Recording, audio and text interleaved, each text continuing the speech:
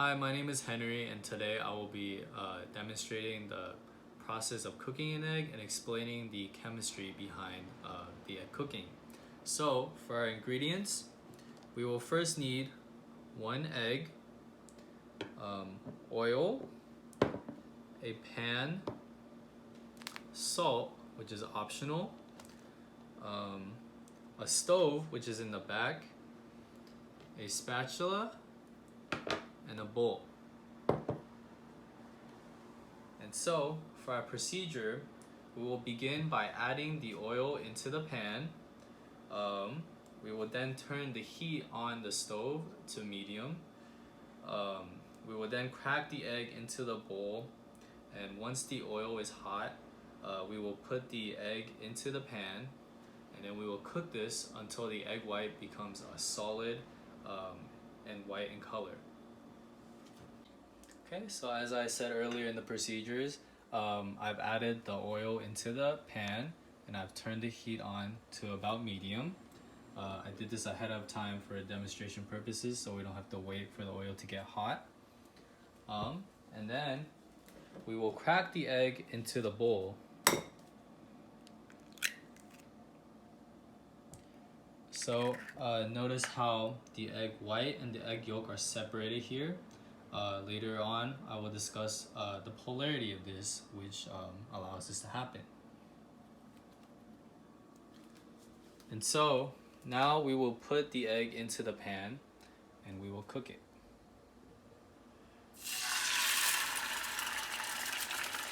So notice how there's steam being released as the egg is in the hot pan. And notice how some of the oil is splattering a little bit, which we will go into more detail later on in the video. And we will wait for the egg white to turn white in color instead of clear. As you can see here, the egg white is slowly starting to solidify.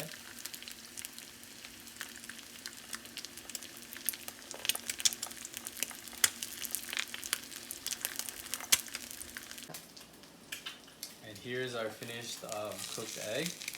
Take out the pan with the spatula. And then, for this part is optional, but you can add some salt to taste.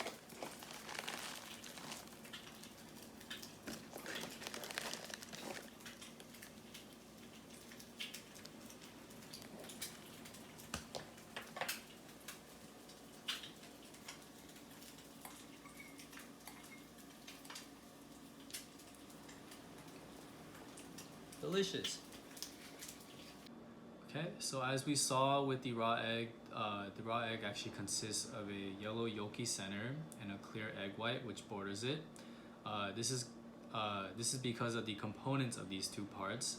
The egg white consists of mainly amino acids, as shown here. These are the essential amino acids as well as cysteine, which is a very important component of this. These amino acids are polar due to the OH and NH2 groups that constitutes them. On the other hand, egg yolks actually contains mainly of fats and certain vitamins as shown here. This is vitamin A, an important part of egg yolks. And these structures are non-polar due to their long hydrocarbon chains, as we see by vitamin A here.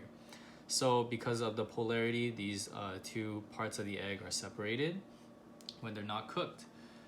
And furthermore, both the egg white and the egg yolk both contain water molecules, which is an important part in the cooking and the transformation of the egg. Now for the cooking of the egg, we saw that the egg white actually turns from a clear color to a white color with the addition of heat. So as we all know from our chemistry classes, heat denatures the proteins, as we see here. This is a normal protein, and with the addition of heat, turns into a denatured protein.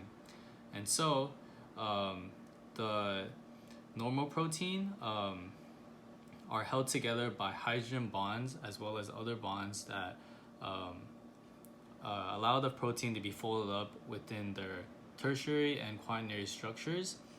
And denaturation is the result of heat, which causes the molecules to collide with one another and therefore breaking the bonds and causing the protein to unfold, as we see here.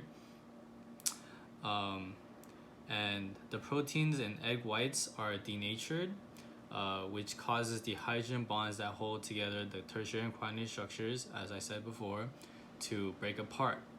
And alongside with these bonds breaking, the proteins of the original primary structure shown here can form new bonds such as disulfide bridges, as we see here.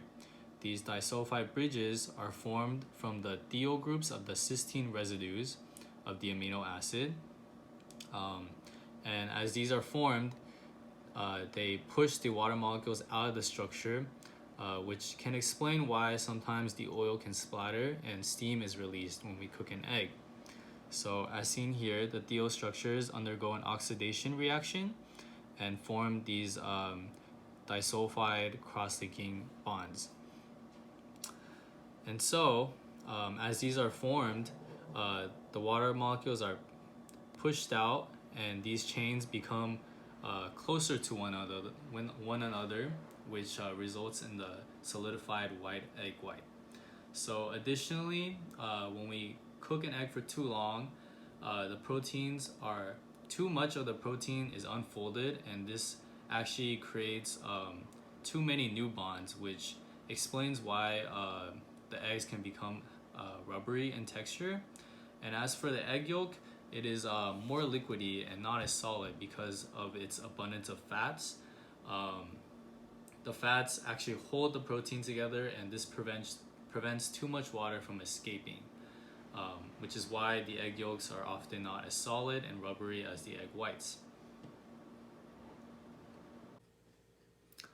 And fun fact, when you make scrambled eggs, adding the salt before cooking the egg actually causes a denaturation of the protein, just like adding heat. And this allows the formation of moisture binding networks within the protein. This results in more tender eggs because less water actually escapes when you actually cook the egg, and therefore the texture is much more tender and less rubbery. And here are my sources that I use for this assignment.